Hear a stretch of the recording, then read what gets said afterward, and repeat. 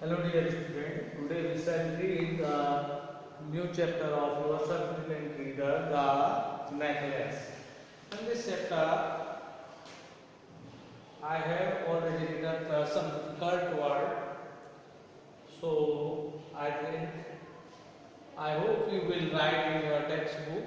Now I am giving the summary of this chapter, The Necklace. तो इस chapter में एक नौजवान लड़की है जिसकी शादी जो है एक शिक्षा विभाग के ऑफिस में एक साधारण कलर्क के साथ उसकी शादी होती है। पर उसके वह दिखने में सुंदर होती है तो उसके हमेशा ख्वाब होते हैं कि वह सुंदर लग्जरी गाड़ियों में घूमे, सुंदर उसके कपड़े हों, सुंदर आभूषण हों और बढ़िया खाना उसको मिले। तो वह हमेशा अपने पति से दुखी रहती है। उसका मुख्य कारण है कि वह हमेशा जो चाहती थी वह उसको नहीं मिल पाया। और तो एक दिन जो है वह उसका पति जो है अपने ऑफिस से प्रसन्नता से लौटा और अपनी पत्नी से बोला, देखो मैं तुम्हारे लिए क्या लाया हूँ। Shrimad the Minister of Republic Instruction and Madam George Rampani asked the owner for M.N. Losel Company on Monday evening, January 18 at the Minister Rally. यानी कि मंत्री के आवास पर 18 जनवरी को जो है शाम को एक बड़ी जो है कार्यक्रम का आयोजन था। वहाँ पर उन दोनों को जो है आमंत्रित किया गया था जहाँ पर कि बड़े बड़े लोग आएंगे और जो कंपनी के कर्मचारी हैं मुख्य रूप से, यानी कि जो सरकारी अधिकारी हैं उन्हीं को ही बुलाया गया है। तो श्रीमती जो लौसल है वह बड़ी दुखी हुई, बोला मैं इसका क्या करूं, ना मेरे पास पहनने के लिए कपड़े हैं ना आभूषण है, मैं वहाँ जाकर जो है उन बड़े लोगों के बीच में अजीब सी दिखाई दूंगी। तो अब उसका मुंह लटक गया श्रीमान लौसल का। तो उसने कहा अपनी पत्नी को मनाने के लिए कि तुम्हें कितने तक की लगभग पोशाक चाहिए। उसने लगभग 500 फ्रैंक कहा। तो बड़ी मुश्किल से वह राजी हुआ। उसने जमा पूंजी अपने बचाई थी ताकि गर्मियों की छुट्टी के शूटिंग के लिए जो है शिकार के लिए वह एक बंदूक खरीद सके। पर वह अपनी पत्नी को भी खुश देखना चाहता था। तो अब वह अपनी पसंदीदा पोशाक खरीद कर लाए। फिर अगली परेशानी आई, भाई आभूषण तो नहीं है। तो उसने कहा कि फूलों की माला पहन लेना, गजरा पहन लेना। तो बोली कि इतने चीप चीप में महंगे जो आभूषण पहन के लाएंगे उनके बीच में पहनने पर जो है मैं जो है कैसी दिखाई दूंगी। तो उसने तब अचानक उसके मित्र उसके पति को याद आया कि उसके एक मित्र है जो धनी है, श्रीमती फॉरेस्टर। तो उसने कहा कि क्यों ना तुम अपने मित्र फॉरेस्टर के पास चले जाओ और उसके वहाँ से जो है जो आभूषण तुम्हें पसंद हो वह जो है मांग कर ले आओ। तो वह भी खुशी से चिल्लाई और उसके घर चली गई और उससे आग्रह किया कि किस प्रकार का आभूषण उसे चाहिए। तो उसने सारे आभूषण उसको एक एक करके दिखाए। अंत में उसे एक हार पसंद आया जो कि काफ़ी बहुमूल्य था।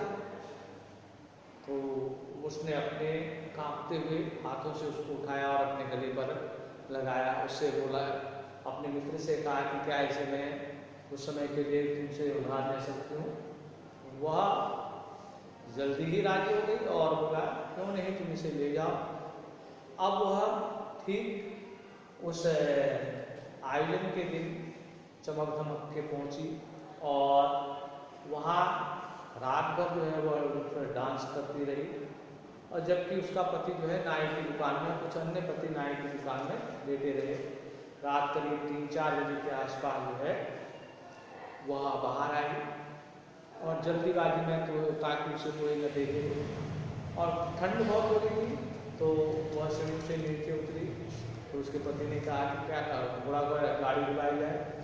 तो वहाँ पर कोई घोड़ा गाड़ी नहीं दिखाई दी। वो पैदल चलकर थोड़ा आगे आए, नदी के किनारे किनारे चलने लगे। अंत में उस रात को निवार में चलने वाली एक पुरानी घोड़ा गाड़ी दिखाई दी और वह उस पर सवार होकर घर पहुंचे। अब वह शीशे के सामने में अंतिम बार अपने को देखना चाहती थी, क्योंकि वह सुंदर पोशाक में उसकी बहुत प्रशंसा हुई थी और सब लोगों के साथ उसने नृत्य किया था। तो जब वह शीशे के सामने खड़ी हुई तो उसके मुंह से चीख निकल गई, उसके गले में वह हार नहीं था। अब क्योंकि वह हार बहुमूल्य था और मांगा हुआ था, उसके मुंह से चीख निकल गई, स्वाभाविक थी। तो वह उसका पति जो कि अभी कपड़े उतार रहा था, उसने उसकी चीख सुनी, वहाँ आ गया। तो उसने पूछा कि क्या हुआ, तो उसने बताया कि वह जो श्रीमती फॉरेस्टर का जो हार था वह गायब है। अब सभी जगह ढूंढ खोज हुई, वह घोड़ा गाड़ी के जो है ऑफिस गया, वहाँ भी उसने पता लगाया, तब वह आभूषण नहीं मिला। अब वे चिंतित हो गए। अब उन्होंने कहा कि इसकी जगह हमें यह रिप्लेस करना पड़ेगा। तो उसने सुझाव दिया कि श्रीमती फॉरेस्टर के पास चली जाओ और उससे कहो कि उसमें कुछ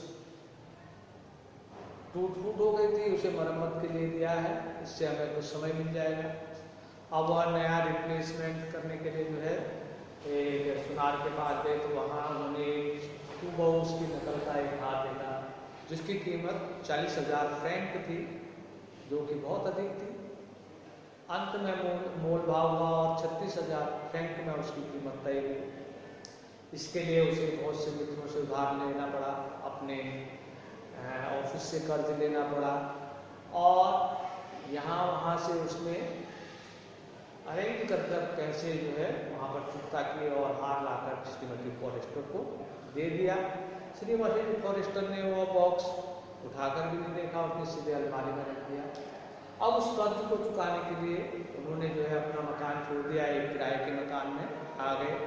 श्रीमती फॉरेस्टर मटिल्डा वह दिन भर एक गृहिणी के समान काम करती, कपड़े धोती, बाल्टियों से पानी लाती और वह कुछ ही समय में जो है बूढ़ी दिखाई देने लगी। 10 वर्ष उनको यह कर्ज चुकाने में लगी और वह काफी उम्रदार दिखाई देने लगी, क्योंकि वह घरेलू महिला की तरह काम करती थी। अब 10 वर्ष में उन्होंने पूर्ण रूप से उसका कर्जा चुका लिया। तो एक दिन उसे अपना कुत्ता घुमाते हुए श्रीमती फॉरेस्टर दिखाई दी। तो उसने सोचा जब कर्ज सब चुका ही लिया तो क्यों न उससे बात की जाए। तो उसने आवाज़ लगाई तो उसके मित्र ने भी उसे नहीं पहचाना। जब उसने अपने परिचय दिया तो वो बोली मित्र तुम कैसी हो गई हो। तो उसके बाद जब श्रीमती लोसन ने कहा कि यह तुम्हारे हार के कारण हुआ, तो वह आश्चर्य से बहुत चक्की रह गई।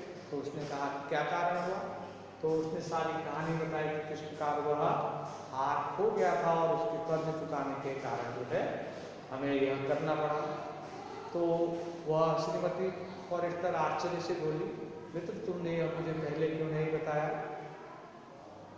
क्योंकि वह हार वास्तविक नहीं था, बल्कि वह एक नकली हार था जिस पर सोने की पॉलिश चढ़ी हुई थी। उस हार की कीमत मात्र 500 फ्रैंक थी। तो इस प्रकार उसने जो है बिना जाने बूझे अपने जीवन का जो है जीवन के अपनी सुंदरता को दी। और इसीलिए कहा गया है कि तेते पाँव पसारिए जेठी लंबी सौ, यानी कि जितनी आपके पास चादर है उतनी ही पैर फैलानी चाहिए और अधिक आप दिखावे के चक्कर में जो अन्य चीज़ों को किराए पर लेते हैं या कर्ज लेते हैं वो आपको नुकसानदेह साबित है। तो ये कुछ कठिन वर्ड हैं जिन्हें उतार लेंगे और कल इससे संबंधित क्वेश्चन आंसर आपको कराए देंगे। धन्यवाद।